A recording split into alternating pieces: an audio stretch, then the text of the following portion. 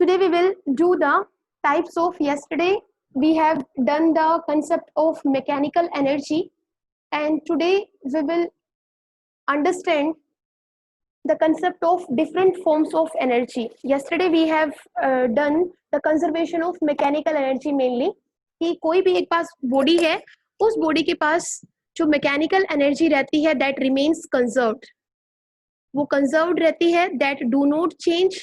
And mechanical energy is sum of kinetic energy and potential energy of the body.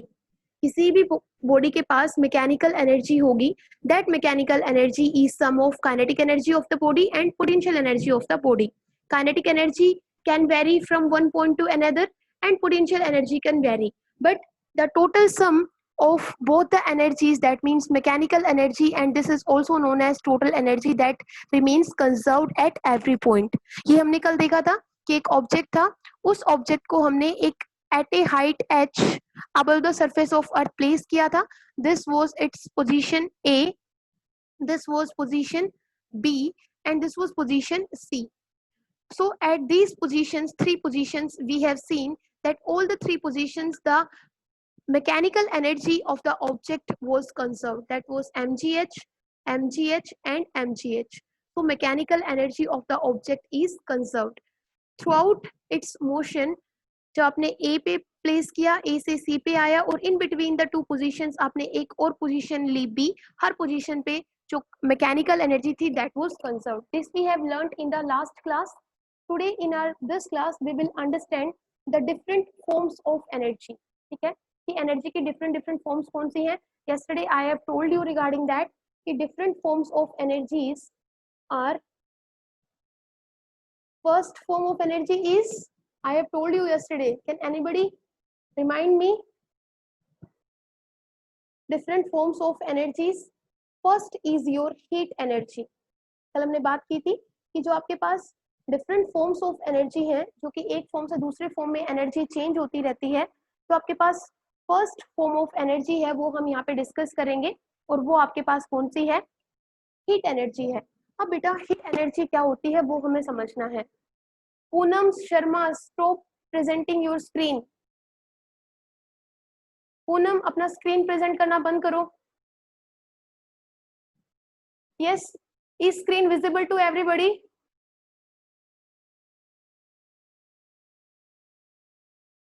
Yes, white board visible है बेटा सबको? Okay, now discuss करते हैं कि heat energy क्या है. तो देखिए बेटा, कोई भी एक बॉडी है, उस बॉडी के जो मॉलिक्यूल्स हैं, ठीक है, every body is made up of atoms and molecules, आप सबको पता है. तो बॉडी के जो मॉलिक्यूल्स हैं, उन मॉलिक्यूल्स के वो मॉलिक्यूल्स आपको पता है रैंडम मोशन के अंदर है, किसी भी ऑब्जेक्ट के अंदर, किसी भी बॉडी के अंदर. तो जो इन रैंडम मोशन में इन मॉलिक्यूल्स के पास जो एनर्जी है, energy possessed bye these molecules which are in random motion is known as heat energy. ठीक है, क्योंकि ये कंटिन्यूअसली रैंडम मोशन में है. इनका रैंडम मोशन मतलब मोशन इन डिफरेंट डायरेक्शंस, कोई पर्टिकुलर डायरेक्शन नहीं है इस मोशन की, कोई एक डिफाइंड डायरेक्शन के अंदर ये नहीं जा रहे हैं. डिफरेंट मॉलिक्यूल्स है, डिफरेंट डायरेक्शंस में इनका मोशन है, तो एक दूसरे से क्या करेंगे, ये कोलाइड करेंगे. अभी हम इस यूनिट में नेक्स्ट चैप्टर भी नेक्स्ट टॉपिक स्टडी करेंगे, that is collision.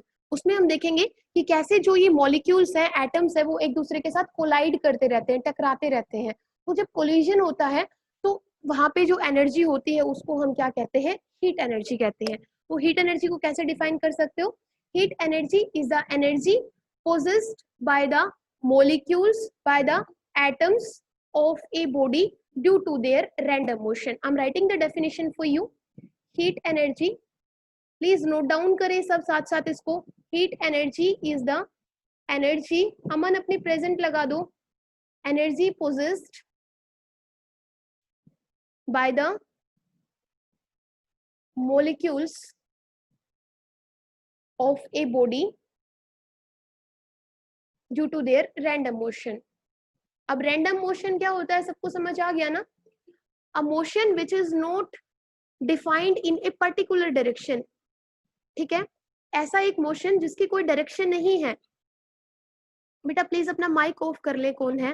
Due to random motion is called heat energy या नोन एज, बेटा अपना माइक ऑफ करें, बेटा माइक ऑफ करें। किसका माइक ऑन है? पूनम, पूनम शर्मा माइक ऑफ करे बेटा।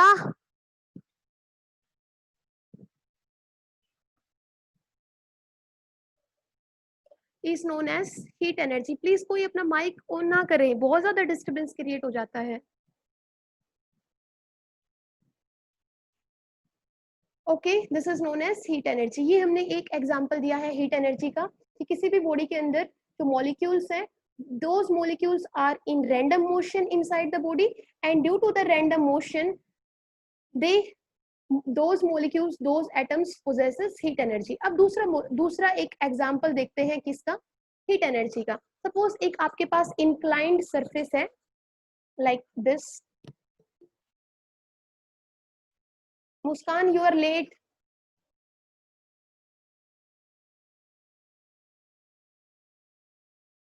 प्रेजेंट लगाइए अपनी।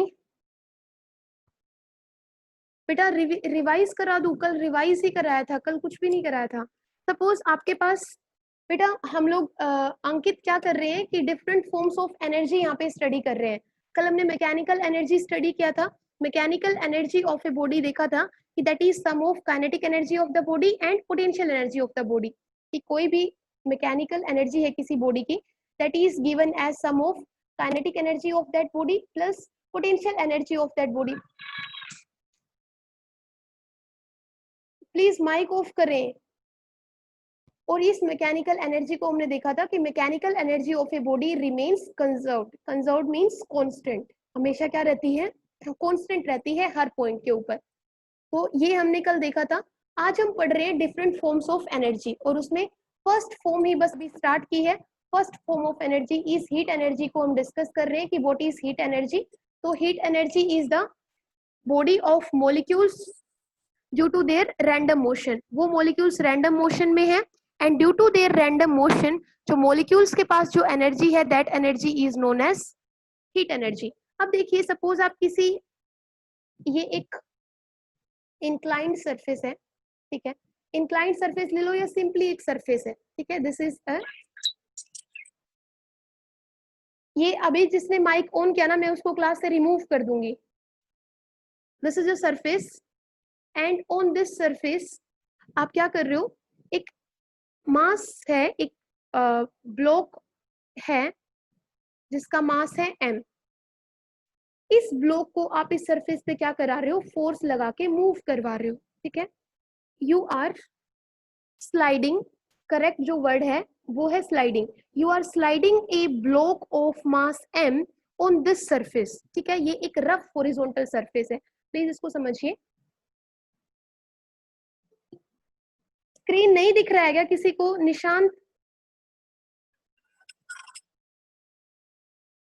स्क्रीन बेटा ये बीच में अपना स्क्रीन प्रेजेंट करना बंद कर दीजिए। निशांत स्क्रीन विजिबल है? सबको स्क्रीन विजिबल है? Okay. This is a rough horizontal surface and on this rough horizontal surface you are sliding a block of mass m in this direction। आपको पता है इसके लिए फोर्स तो आपको अप्लाई करना पड़ेगा। अब ये जो आप फोर्स अप्लाई कर रहे हो एंड जो इस ब्लॉक के अंदर मोमेंट आया है आप इसको शिफ्ट कर रहे हो, तो यहाँ पे एक दूसरा फोर्स जनरेट हो जाएगा that is known as force of friction, ठीक है। यहाँ पे फोर्स ऑफ फ्रिक्शन लगेगा और इस फोर्स ऑफ फ्रिक्शन के बाद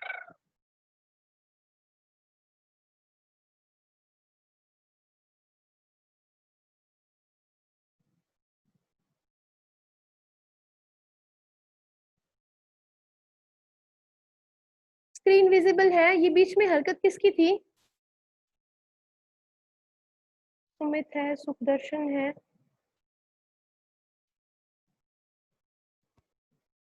स्क्रीन किस किस को विजिबल नहीं है एक बार मैसेज करें।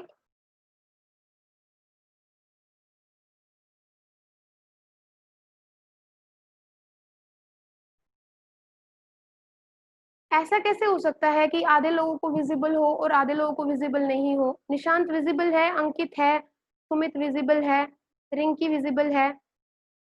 सोहित, यस मैम विजिबल है, मुस्कान विजिबल है। तो निशांत आप एक बार प्लीज अपना नेटवर्क चेक कर लीजिए बेटा।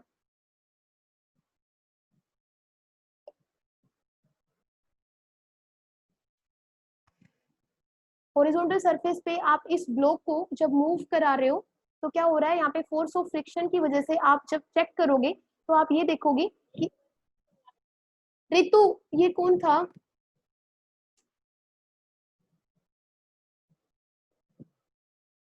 बेटा जिसको विजिबल नहीं है एक बार मीटिंग लेफ्ट करके दोबारा से ज्वाइन कर लीजिए।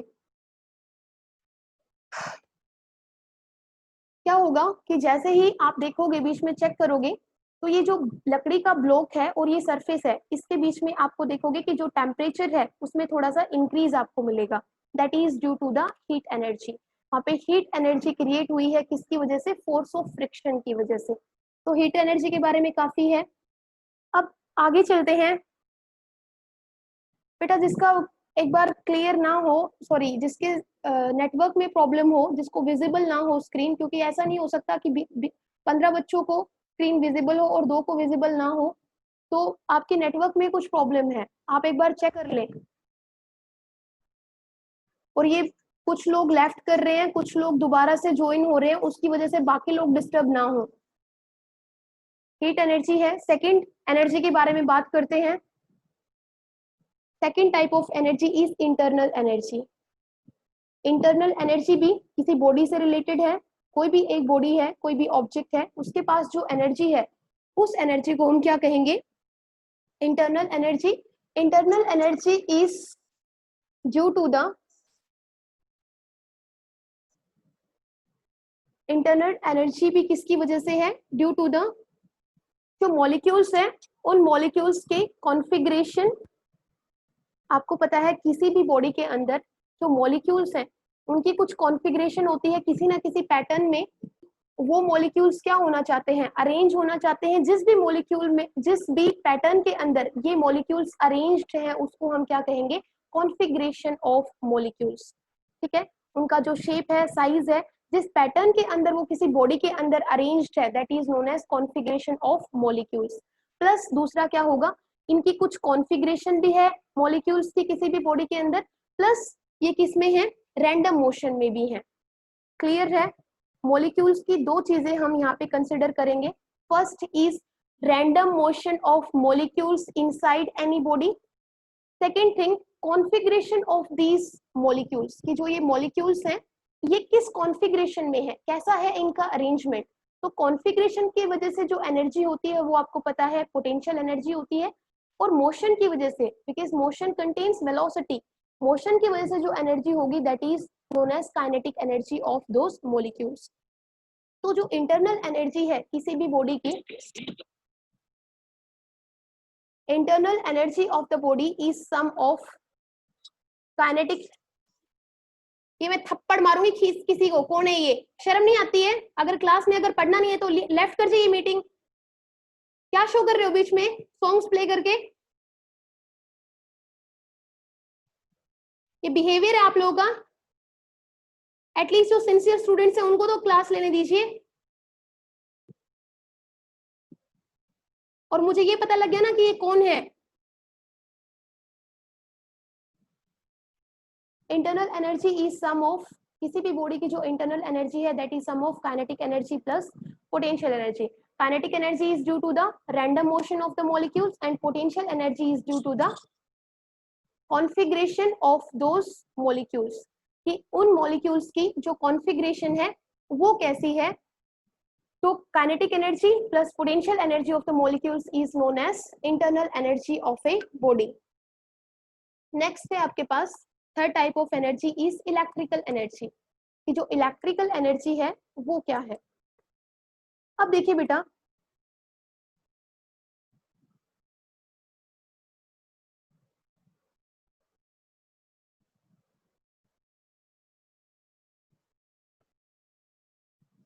इलेक्ट्रिकल एनर्जी जो होगी वो क्या होगी। आपको पता है आप स्विच ऑन करते हो, ठीक है, जस्ट आपको एक नॉर्मल जो बेसिक एग्जांपल देती हूँ। स्विच ऑन करते हो, फैन ऑन ऑन हो जाता है, ठीक है। आपके पास एक बल्ब है वो ऑन हो गया है, ठीक है। फैन रोटेट करने लगता है, बल्ब ऑन हो जाता है, तो ये सब किसकी वजह से है? This is due to the electric current, क्योंकि उन अप्लायंस में क्या फ्लो होने लगता है, इलेक्ट्रिक करंट फ्लो होने लगता है।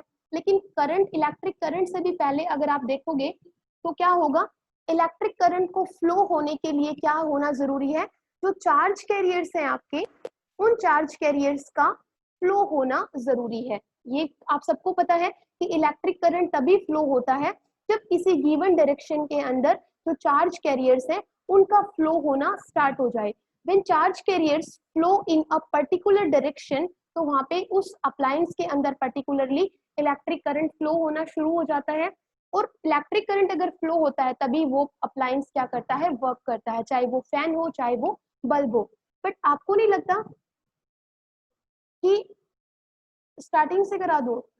1 मिनट लास्ट में रिपीट करा दूंगी निशान, जो हमने किया है। आज की क्लास वैसे ही पहले डिस्टर्ब हो चुकी है।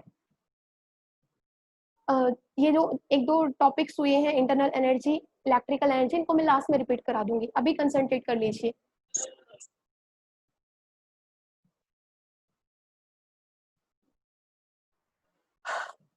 तो चार्ज कैरियर्स अब जो फ्लो होते हैं, एक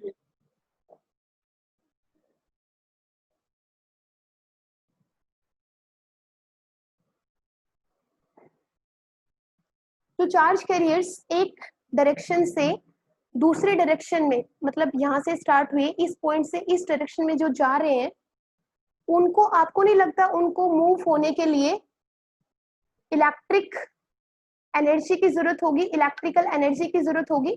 तो जो ये इलेक्ट्रिकल एनर्जी यूज हो रही है इन, या एनर्जी जो यूज हो रही है इन चार्ज कैरियर्स को एक पॉइंट से दूसरे पॉइंट तक ले जाने के लिए, जब ये चार्ज कैरियर्स फ्लो करते हैं, उसी की वजह से इलेक्ट्रिक करंट फ्लो करता है, और उसकी वजह से आपके जो अप्लायंसेस है वो क्या कर रहे हैं, वर्क कर रहे हैं। तो चार्ज कैरियर्स को एक डायरेक्शन से या एक पॉइंट से दूसरे पॉइंट में मूव कराने के लिए, इलेक्ट्रिकल अप्लायंसेस को वर्क कराने के लिए, जो चार्ज कैरियर्स को आप मूव करा रहे हो और उसमें जो वर्क डन लग रहा है, उसी वर्क डन को हम क्या कह रहे हैं, इलेक्ट्रिकल एनर्जी। तो इलेक्ट्रिकल एनर्जी को कैसे डिफाइन करोगे? इलेक्ट्रिकल एनर्जी को आप ऐसे डिफाइन कर सकते हो कि एक definite amount of work done हमें करना पड़ेगा, किसके ऊपर, चार्ज कैरियर्स के ऊपर, उनको किसी भी इलेक्ट्रिकल अप्लायंस में से रन कराने के लिए, फ्लो कराने के लिए, सो दैट इलेक्ट्रिक करंट उस अप्लायंस में से फ्लो कर पाए। और जब इलेक्ट्रिक करंट फ्लो करेगा तभी आपके अप्लायंसेस क्या करेंगे, वर्क करेंगे। तो जो amount of work done in charge carriers को फ्लो कराने के लिए आप इनके ऊपर एक्सपेंडिचर कर रहे हो, that is known as electrical energy. Clear है बेटा? अब आगे चलते हैं। Next form of energy is your chemical energy. Chemical energy के बारे में आप सबको पता है, बताने की ज्यादा जरूरत है नहीं। आपको पता है कोई भी कंपाउंड है, ठीक है, इस कंपाउंड की कुछ एनर्जी है। जब इस कंपाउंड को आप ब्रेक डाउन करते हो, जैसे सपोज आपके पास ज्यादा H2O ही ले लो, ये आपके पास किसी स्टेट में है, एक सब्सटेंस के फॉर्म में है, वाटर है, ठीक है।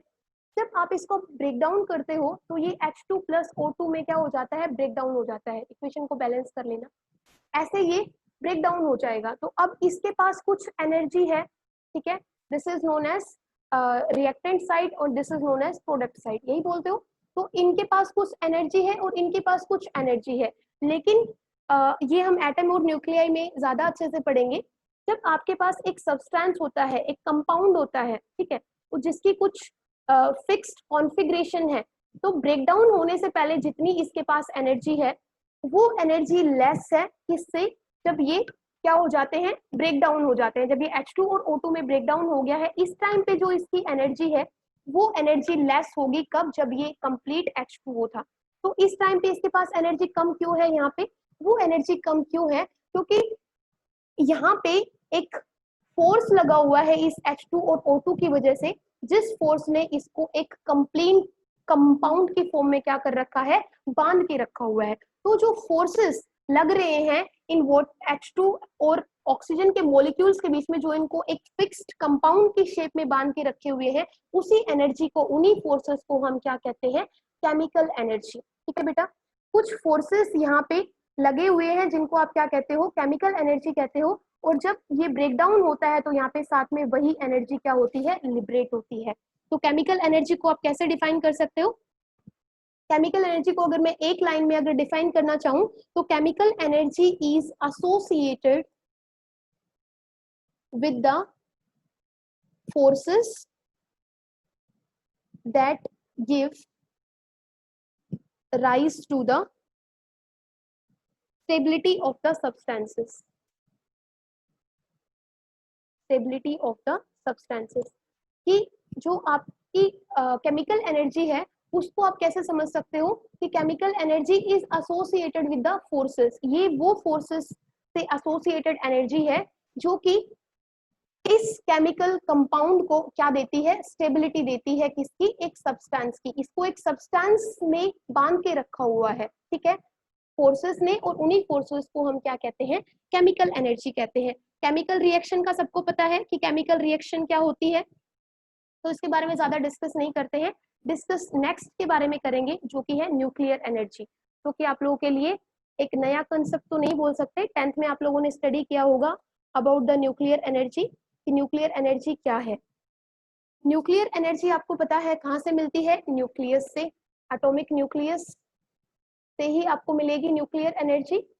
और न्यूक्लियस आप सबको पता है it is made up of protons and neutrons. और न्यूक्लियस के अराउंड इलेक्ट्रॉन्स क्या करते हैं? फिक्स्ड ऑर्बिट के अंदर रिवॉल्व करते हैं. ये आप सबको पता है, ठीक है. अब जो न्यूक्लियस से, एटॉमिक न्यूक्लियस से हमें जो न्यूक्लियर एनर्जी मिल रही है वो हम दो तरीके से गेन कर सकते हैं. कैसे? दो मेथड्स हैं हमारे पास. कौन कौन सा? एक तो है nuclear fission and second is nuclear fusion. अब न्यूक्लियर फिजन आपको पता है क्या होता है? आपके पास जो एक हैवी न्यूक्लियस है उसका ब्रेकडाउन हो जाता है, ठीक है, और ब्रेकडाउन होता है वो स्मॉलर न्यूक्लियस में क्या हो जाता है? डिवाइड हो जाता है. एक न्यूक्लियस से हो सकता है आपके पास दो न्यूक्लियस बन जाए, ठीक है. और साथ में क्या होती है? एनर्जी लिबरेट होती है, बहुत ज्यादा एनर्जी लिबरेट होती है. ट्रमेंडस अमाउंट ऑफ एनर्जी वहां पे लिबरेट होगी इस न्यूक्लियर फिजन रिएक्शन में, जिसमें आप एक हैवी न्यूक्लियस का ब्रेकडाउन करोगे और उससे हो सकता है 2 या 3 स्मॉलर न्यूक्लियस आपको मिल जाए, लेकिन साथ में क्या होगी? ट्रमेंडस अमाउंट ऑफ एनर्जी का लिबरेशन होगा. और इसी एनर्जी को हम क्या कहते हैं? न्यूक्लियर एनर्जी कहते हैं. न्यूक्लियर फ्यूजन में क्या होगा कि दो स्मॉल न्यूक्लियाई मिलके क्या बनाएंगे? फ्यूज होंगे, ठीक है, मतलब कंबाइन होंगे और साथ में क्या बनाएंगे? हैवी एक न्यूक्लियस बन जाएगा. इन दो स्मॉलर न्यूक्लियस से एक हैवी न्यूक्लियस बनेगा. मतलब दो स्मॉल न्यूक्लियाई को अगर आप फ्यूज करा रहे हो एक दूसरे के साथ ज्वाइन होके, वो क्या बनाएंगी? एक लार्जर न्यूक्लियस फॉर्म होगा वहां पे, और साथ में क्या होगी? एनर्जी लिबरेट होगी. इस एनर्जी को भी आप क्या कहते हो? न्यूक्लियर एनर्जी कहते हो, ठीक है. अब बेटा ये जो न्यूक्लियर एनर्जी का कंसेप्ट है यहीं तक करते हैं, इसके ऊपर मास डिफेक्ट वगैरह पे नहीं जाते हैं क्योंकि वो हम 12th में करेंगे in the chapter atom and nuclei. यहाँ पे आपके डिफरेंट डिफरेंट जो फॉर्म्स है एनर्जी की वो क्लियर है. अगर किसी को डाउट है तो पूछ लीजिए. मैं आपको अगेन एक बार रिपीट कर देती हूँ. फर्स्ट हमने स्टडी की थी हीट एनर्जी. हीट एनर्जी क्या थी? किसी भी बॉडी के अंदर जो एटम्स है, मोलिक्यूल्स है, they are in random motion. और रैंडम मोशन का मतलब होता है a motion which is not defined in a particular direction. जिस मोशन की कोई एक पर्टिकुलर डायरेक्शन नहीं होती है, कि जो मॉलिक्यूल्स है वो किसी भी डायरेक्शन में जा रहे हैं. अब आपको पता है किसी भी एक बॉडी के अंदर मिलियंस ऑफ मॉलिक्यूल्स, एटम्स वहां पे होंगे, तो जो डिफरेंट डिफरेंट डायरेक्शन में जाएंगे तो एक दूसरे के साथ क्या करेंगे? कोलिजन करेंगे, कोलाइड करेंगे. तो कोलिजन होने से यहाँ पे जो टेम्परेचर है वो क्या कर जाता है? इंक्रीज कर जाता है. और उसी को हम क्या कहते हैं कि इन मॉलिक्यूल्स से which are in random motion there is an energy associated with these molecules and that energy is known as heat energy. Second energy हमने बात की थी, कौन सी एनर्जी थी? अब जो चाहते थे कि रिपीट हो एक बार ध्यान से देख ले, अगर फिर भी ना समझ आए तो मुझे बता दे. Next is internal energy. Internal energy क्या होती है वो देखिए. किसी भी बॉडी की जो इंटरनल एनर्जी होगी that is due to the sum of potential energy of the molecules plus kinetic energy of the molecules which are in random motion. अब मॉलिक्यूल्स की पोटेंशियल एनर्जी कैसे होगी? क्योंकि किसी भी बॉडी के अंदर, किसी भी सब्सटेंस के अंदर molecules have a definite configuration. तो मॉलिक्यूल्स की कॉन्फ़िगरेशन की जिस पैटर्न में वो अलाइन है, ठीक है, उस पैटर्न की वजह से, उस कॉन्फ़िगरेशन की वजह से those molecules have potential energy. Second, these molecules are in random motion as well. तो रैंडम मोशन की वजह से जो एनर्जी एसोसिएटेड है in these with these molecules, that is known as kinetic energy. तो potential energy of the molecules and kinetic energy of the molecules, sum of the two energies is known as internal energy। ठीक है। Third is electrical energy. Electrical energy मैंने आपको बता दिया था कि आपके जो भी इलेक्ट्रिकल अप्लायंसेस है वो वर्क करते हैं किस प्रिंसिपल के ऊपर, क्योंकि चार्ज कैरियर्स फ्लो करते हैं उन अप्लायंसेस में से, और उन चार्ज कैरियर्स को उस अप्लायंस में से एक पॉइंट से दूसरे पॉइंट तक मूव कराने के लिए we have to do some work on these charge carriers, and in doing that work we have to spend some energy on these charge carriers, and that energy is known as electrical energy। so I hope this is clear to everybody। Nishan, clear है?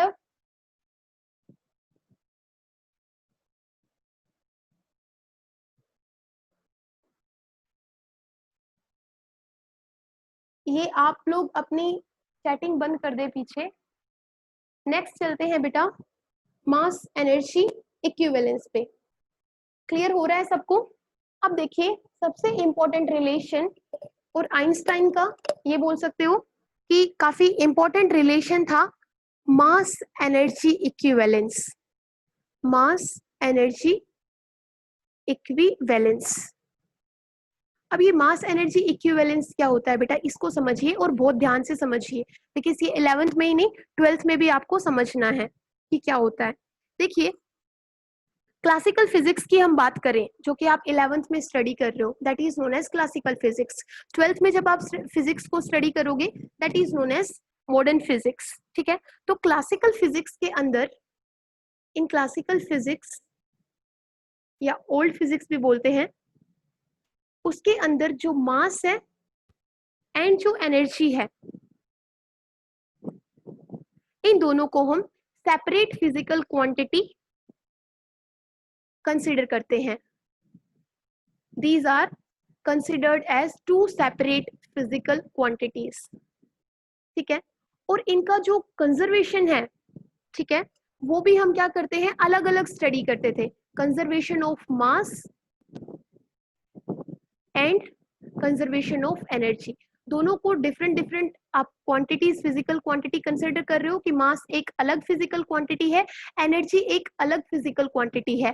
And in classical physics we study the different conservation for mass and energy. Energy के लिए different conservation of, different law of conservation study करोगे, और energy के लिए आप different law of conservation study करोगे। ठीक है। लेकिन इस प्रॉब्लम को रिजोल्व किया साइंटिस्ट ने, क्या बात है निशान, पहले से पता है। There was a scientist in physics known as by the name Einstein, and he has made a very great contribution in the modern physics। Einstein was a scientist, and in 1905 he gave an incredible discovery that energy can be transformed into mass and mass can be transformed into energy। कि energy को आप मास में transform कर सकते हो और मास को आप किस में ट्रांसफॉर्म कर सकते हो, एनर्जी में। जब आप एनर्जी को मास में ट्रांसफॉर्म कर रहे हो तो E इक्वल टू mc², और जब मास को आपको फाइंड आउट करना है तो that is given as energy upon में c²। यहाँ पे E stands for mass, E for energy and C is speed of light. ये होगा। तो इस रिलेशन से और इस डिस्कवरी से हमने क्या किया, इस डिस्कवरी को फर्स्ट ऑफ ऑल आप बोलोगे क्या, E equal to mc²। This is known as Einstein's mass energy equivalence. इसमें क्या बताया था आइंस्टाइन ने, इसमें ये बताया था, या according to the modern physics, energy and mass are not conserved separately. इनका कंजर्वेशन हम सेपरेटली स्टडी नहीं करेंगे, but these are considered as a single entity. इनको हम क्या मानेंगे, एक सिंगल एंटिटी ही मानेंगे, and known as mass energy equivalence. ये मास एनर्जी को हम अलग अलग फिजिकल क्वांटिटीज ना कंसिडर करके इनको एक सिंगल एंटिटी कंसिडर कर रहे हैं, मास एनर्जी, और उसी का हम इक्विवेलेंस, उसी का हम क्या पढ़ेंगे, रिलेशन पढ़ेंगे, दैट वाज उसी का हम कंजर्वेशन पढ़ेंगे। मास एनर्जी कंजर्वेशन बोले या मास एनर्जी इक्विवेलेंस बोले, कि आप एनर्जी से क्या क्रिएट कर सकते हो, मास क्रिएट कर सकते हो, मास से एनर्जी क्रिएट कर सकते हो। अगर कहीं पे एनर्जी डिस्ट्रॉय हो रही है तो इसका मतलब है वहां पे कहीं ना कहीं मास अपीयर हो जाएगा, ठीक है। और अगर मास डिस्ट्रॉय हो रहा है दैट मीन्स वहां पे एनर्जी क्या हो जाएगी, अपीयर हो जाएगी। तो this relation is known by the mass energy equivalence of Einstein and it in its mathematical form we can write it as E equal to mc square. मतलब energy और मास दोनों का कंजर्वेशन हम इसी mass energy equivalence से study करते हैं। Mass और एनर्जी को अलग अलग लॉ ऑफ कंजर्वेशन से स्टडी करने की फर्दर जरूरत नहीं है किसके अंदर, मॉडर्न फिजिक्स के अंदर। लेकिन क्लासिकल फिजिक्स के अंदर मास और एनर्जी दोनों को हम physical separate physical quantities consider करते हैं और दोनों का ही क्या करते थे, सेपरेट कंजर्वेशन स्टडी करते थे।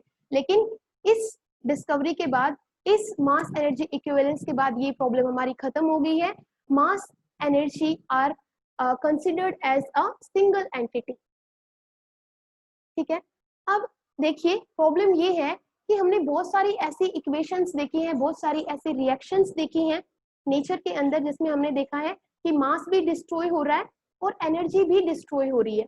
तो अगर मास डिस्ट्रॉय हो रहा है, एनर्जी डिस्ट्रॉय हो रही है, तो क्या ये मास इक्विवेलेंस, एनर्जी मास इक्विवेलेंस हमने देखा, तो क्या वो मतलब वैलिड नहीं होगा, या मतलब उसका जो ये स्टेटमेंट था कि आप जो मास है वो एनर्जी में कन्वर्ट हो रहा है और एनर्जी है वो मास में कन्वर्ट हो रही है, इसके रिगार्डिंग इसको प्रूव करने के लिए two equations were given for the inter conversion of mass into energy and energy into mass. कोई बता सकता है वो दोनों रिएक्शंस कौन सी थी? Two reactions were given for the inter conversion of mass and energy. Yes, Nishant, Muskan, Akshika, Sumit, Aman, जितने भी मुझे नाम याद थे मैंने सारे गिना दिए हैं। संगीता, पूनम, कोई बता सकता है? Two reactions were there to explain the principle of conversion of mass and energy, कि mass energy में convert हो रहा है, energy mass में convert हो रही है। No, तो दोनों रिएक्शन थी। फर्स्ट रिएक्शन was, हाँ बेटा, अगर कोई माइक ऑन करके बताना चाहता है तो बता दीजिए। Annihilation reaction and second was pair production reaction.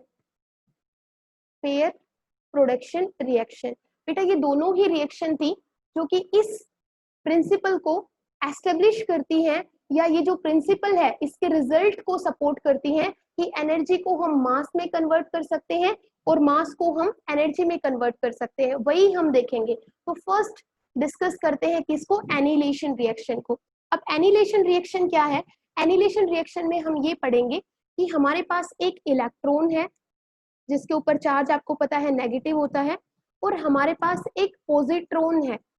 अब ये पॉजिट्रॉन आई होप आप लोगों ने सुना हो या नहीं सुना हो, मैं बता देती हूँ। पॉजिट्रॉन एक एलिमेंट्री पार्टिकल ही होता है जिसके ऊपर जो चार्ज है वो ऑपोजिट होता है किसके, इलेक्ट्रॉन के, जिसका मास है वो इलेक्ट्रॉन के जितना ही होता है। और ये बेसिकली न्यूक्लियस के अंदर एक फैमिली है न्यूक्लियस की, इसका इंडिपेंडेंट एग्जिस्टेंस पॉसिबल नहीं है। जब भी ये न्यूक्लियस से बाहर आता है तो ये किसी ना किसी के साथ कंबाइन हो जाता है। यहाँ पे हम इस पॉजिट्रॉन को क्या करा रहे हैं, एनिलेट करा रहे हैं। हाँ बेटा, आपका जो न्यूक्लियर फ्यूजन है उसमें भी हम यही करते हैं, वहां पे भी हम बाइंडिंग एनर्जी की बात करने वाले थे लेकिन मैंने की नहीं। वो कुछ बच्चे ऐसे हैं फिर उनके लिए ज्यादा ये हो जाता, पता नहीं मैम क्या करा रही हैं, तो उसको मैं आपको बता दूंगी अगर आपको उसके बारे में स्टडी करना है। तो उसमें भी हम यही करते हैं। हम यहाँ पे क्या कर रहे हैं, एक इलेक्ट्रॉन को एनिलेट कराएंगे, एनिलेट या फिर डिस्ट्रॉय कराएंगे, किसके साथ, एक पॉजिट्रॉन के साथ, क्योंकि दोनों के पास चार्ज कैसा है, ऑपोजिट चार्ज है, दोनों का मास कितना है, सेम, दोनों की प्रॉपर्टीज ऑलमोस्ट सेम होंगी। तो हम यहाँ पे एक इलेक्ट्रॉन और पॉजिट्रॉन को एनिलेट करा रहे हैं, या ये समझ लो एक इलेक्ट्रॉन को स्ट्राइक करवा रहे हैं किसके साथ, एक पॉजिट्रॉन के साथ। अब इलेक्ट्रॉन को समझिए, इलेक्ट्रॉन का कुछ मास होता है, ठीक है, और मैंने बताया इलेक्ट्रॉन और पॉजिट्रॉन दोनों का मास क्या होता है, सेम होता है। दैट मीन्स कितना होता है इलेक्ट्रॉन का mass, 9.1 into 10 to the power -31 kg। तो अगर आप एक इलेक्ट्रॉन को पॉजिट्रॉन के साथ एनिलेट करा रहे हो, एनिलेट कराने का मतलब है डिस्ट्रॉय कर रहे हो, तो इसका मतलब आप क्या कर रहे हो, मास को डिस्ट्रॉय कर रहे हो, क्योंकि इलेक्ट्रॉन्स और पॉजिट्रॉन दोनों का ही मास है। अब मास को डिस्ट्रॉय कर रहे हो, तो अब यहाँ पे आपको प्रोडक्ट साइड में क्या मिलना चाहिए, एनर्जी मिलनी चाहिए। तो यस, वही हुआ, जब हमने एक इलेक्ट्रॉन को पॉजिट्रॉन के साथ एनिलेट कराया, स्ट्राइक कराया, डिस्ट्रॉय कराया, तो हमें यहाँ पे क्या मिला, एनर्जी मिली in the form of gamma rays. आपको पता है सन से जो हमें रेडिएशंस मिलती हैं, दैट रेडिएशंस आर मासलेस, उन रेडिएशंस का कुछ मास नहीं होता है, but yes they do possesses energy, उनके उन रेडिएशंस में क्या है, एनर्जी है। तो हमें यहाँ पे क्या मिला, जब हमने एक इलेक्ट्रॉन को पॉजिट्रॉन के साथ एनिलेट कराया तो हमें गामा रेज मिली, और gamma rays are basically photons, और जिनके पास क्या होती है, एनर्जी होती है E equal to H nu. ये भी आप 12th में स्टडी करोगे, ठीक है। तो आपने डिस्ट्रॉय क्या कराया, मास, लेकिन आपको मिला क्या, आपको मिली energy. These gamma rays possesses energy. Clear है। अगर मैं आपको बताना चाहूँ तो आप देखिए यहाँ पे इलेक्ट्रॉन और पॉजिट्रॉन को अगर आप एनिलेट करा रहे हो, डिस्ट्रॉय करा रहे हो, तो कितने मास को आप डिस्ट्रॉय करा दिया है, आपको पता है E equal to mc square, ठीक है। यहाँ से मास कितना था, अगर हम एनर्जी निकालें कि कितना मास डिस्ट्रॉय हुआ और कितनी एनर्जी हमें मिली, तो m is mass of electron plus mass of positron, तो दोनों का मास ही इक्वल है, तो कहना है इन दोनों का जो मास होगा वो हो जाएगा 2 into 9.1 into 10 to the power minus 31 kg। तो this is 18.2 into 10 to the power minus 31 kg, यही होगा। और आपके पास क्या हो जाएगा, ये आपके पास क्या है साथ में, mc स्क्वायर, मतलब 3 into 10 to the power 8 metre per second square, और उसका स्क्वायर। इसको सोल्व करोगे तो ये आपके पास आएगा 1.638 into 10 to the power minus 13 joule. मतलब इतने मास को आपने डिस्ट्रॉय कराया और उतनी एनर्जी आपको यहाँ पे मिल गई है। तो एनिलेशन रिएक्शन क्लियर है सबको, किसी को कोई प्रॉब्लम है तो बता दीजिए बेटा। एनिलेशन रिएक्शन में आप क्या करा रहे हो, आप एनिलेट करा रहे हो दो एलिमेंट्री पार्टिकल्स को, इलेक्ट्रॉन और पॉजिट्रॉन का, जिनका कुछ मास है। तो हमें यही देखना था कि जो हमारा मास और एनर्जी का इंटर कन्वर्शन है, मतलब एक दूसरे में चेंज हो रहा है, एक की कोस्ट पे आप दूसरे को क्रिएट कर सकते हो और एक की कोस्ट पे दूसरे को डिस्ट्रॉय कर सकते हो, यही हमें देखना था। तो हमने यहाँ पे किसको डिस्ट्रॉय किया है, मास को we have destroyed and we have created energy. अब हम इसका ऑपोजिट देखेंगे। ये तो हमने देखा कि क्या हमने मास को जब डिस्ट्रॉय किया तो एनर्जी मिली, क्या हम एनर्जी से मास को क्रिएट कर सकते हैं, तो उसके लिए we will study the second reaction known as pair production reaction. अब हम पेयर प्रोडक्शन रिएक्शन करेंगे, और बेटा ये दोनों ही जो रिएक्शन है, annihilation reaction and pair production reaction, both the reactions support the principle of energy mass equivalence. दोनों ही energy mass equivalence E equal to mc square को क्या करती हैं, सपोर्ट करती हैं। तो second reaction is pair production reaction, pair production reaction. अब ये पेयर प्रोडक्शन रिएक्शन क्या है, this is just reverse of annihilation reaction. ये उसका ऑपोजिट है, किसका, एनिलेशन रिएक्शन का, क्योंकि आपको पता है एनिलेशन रिएक्शन में हमने मास को डिस्ट्रॉय किया था और एनर्जी मिली थी। यहाँ हम एनर्जी से किसको क्रिएट करेंगे, मास को क्रिएट करेंगे। तो यहाँ पे क्या होगा, एक गामा रे है, गामा रे आपको पता है क्या है, एक फोटोन है जिसकी कुछ एनर्जी है। गामा रे एक फोटोन है and it is having an energy of 1.02 million electron volt या मिली इलेक्ट्रॉन वोल्ट, ठीक है।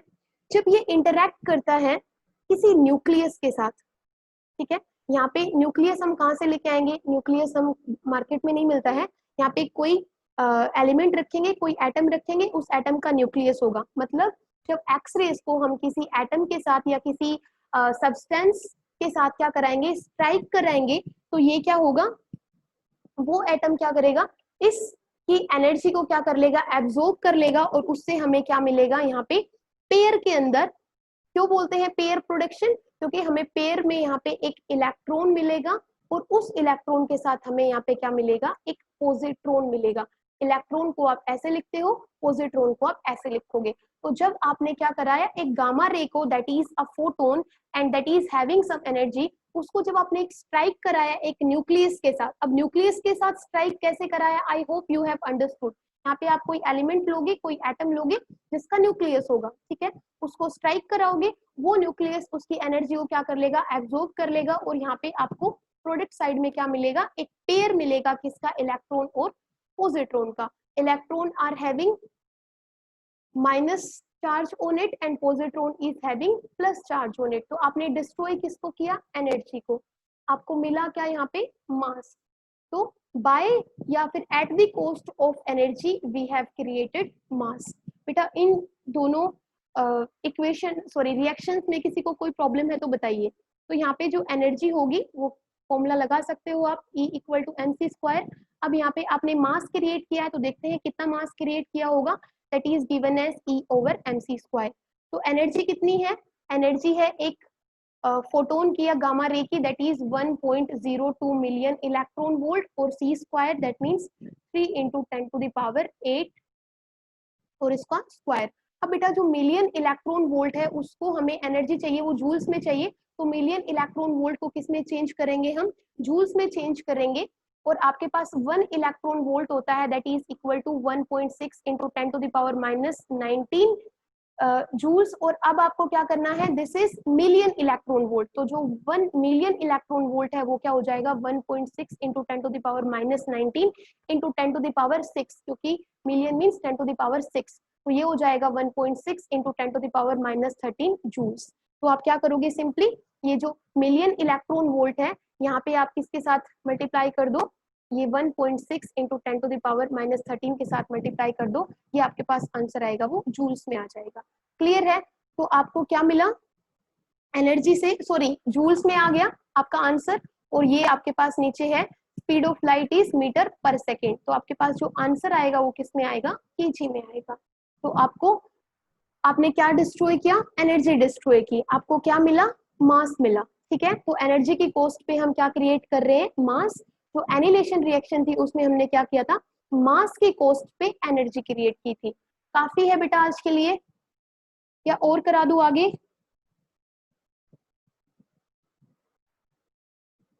आगे कराना है, इनफ है, आज की क्लास डिस्टर्ब हो गई है। और ठीक है बेटा आज इतना ही रखते हैं।